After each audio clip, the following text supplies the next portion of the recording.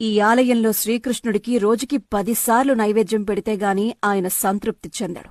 ఈ గుడిలో మాధవుడికి ఆకలి చాలా ఎక్కువ.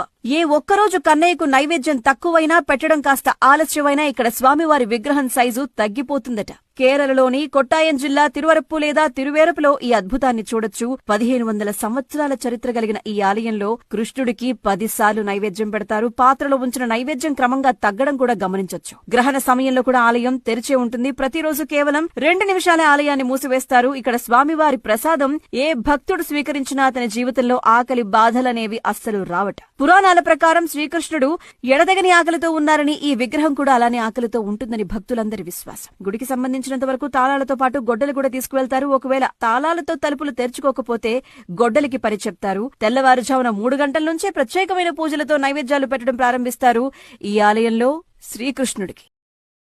Download ShareChat.